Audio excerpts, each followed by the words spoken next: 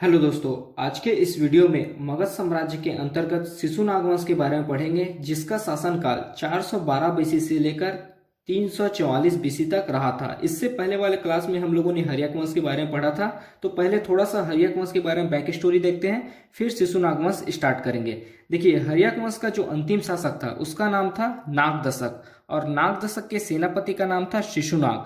शिशुनाग अपने महाराजा नागदशक का हत्या करेंगे और मगध साम्राज्य में शिशुनाग वंश की स्थापना करेंगे।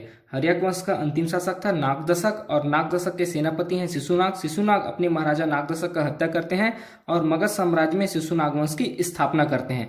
शिशुनाग वंश में 3 शासक हुए हैं, शिशुनाग, फिर उसके पुत्र कालाशोक, फिर उनका पुत्र नंदीवर्धन। शिशुनाग का शासन वर्ष था 412 बीसी से लेकर 394 बीसी तक। शिशुनाग ने मगध साम्राज्य में लगभग 18 वर्ष शासन किया। उसके बाद है शिशुनाग के बाद कालाशोक। कालाशोक ने 394 बीसी से लेकर 366 बीसी तक लगभग 28 वर्ष मगध साम्राज्य में शासन किया। उसके बाद इनके पुत्र हैं नंदीवर्धन। नंदीवर्धन अंतिम शासक हैं शिशुनाग वंश के। इन्होंने 366 बीसी से लेकर 344 बीसी तक लगभग 22 वर्ष मगध साम्राज्य में शासन किया। सबसे पहले शिशुनाग के बारे में देखते हैं। देखिए, शिशुनाग बौद्ध धर्म का अनुयायी था और शिशुनाग ने राजधानी परिवर्तन किया। देखिए, जब हर्यक वंश का शासन था उस समय मगध साम्राज्य की राजधानी थी पाटलिपुत्र, लेकिन जैसे ही शिशुनाग वंश का शासन आया तब शिशुनाग ने पाटलिपुत्र से राजधानी परिवर्तन कर वैशाली को बनाया। और इसका कारण था कि वज्जियों पर कठोर नियंत्रण, वज्जी क्षेत्र पर कठोर नियंत्रण करने के लिए शिशुनाग ने राजधानी पाटलिपुत्र से परिवर्तन कर वैशाली को बनाया। फिर देखते हैं शिशुनाग का साम्राज्य विस्तार। शिशुनाग एक साम्राज्यवादी शासक था। इन्होंने अवंती एवं वत्स पर अधिकार कर मगध साम्राज्य में मिला दिया और मगध साम्राज्य का विस्तार उत्तरी भारत में मालवा से लेकर बंगाल तक किया। अवंती को जीता, वत्स को जीता और उसको मगध साम्राज्य मिला दिया, और मगध साम्राज्य का जो विस्तार है उत्तरी भारत में मालवा से लेकर बंगाल तक किया।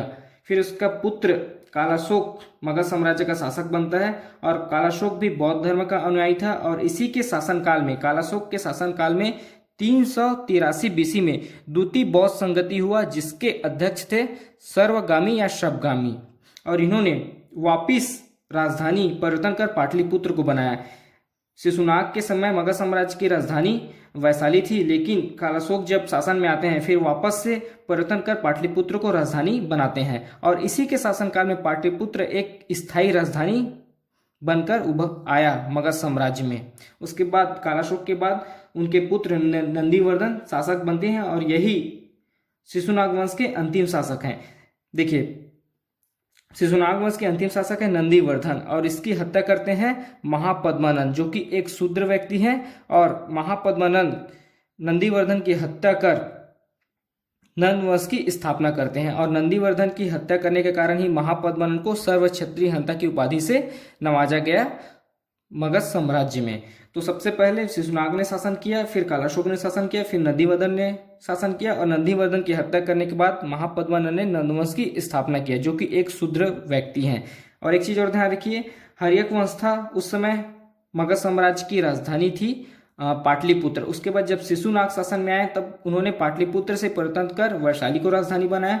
फिर जब कालाशोक का शासन आया, इन्होंने वैशाली से वापस परिवर्तन कर पाटलिपुत्र को अपना राजधानी बनाया, और नंदीवर्धन के शासन काल में भी राजधानी पाटलिपुत्र ही थी। एक चीज और ध्यान रखिए कि कालाशोक के शासन काल में ही पाटलिपुत्र एक स्थायी राजधानी बना मगध साम्राज्य का।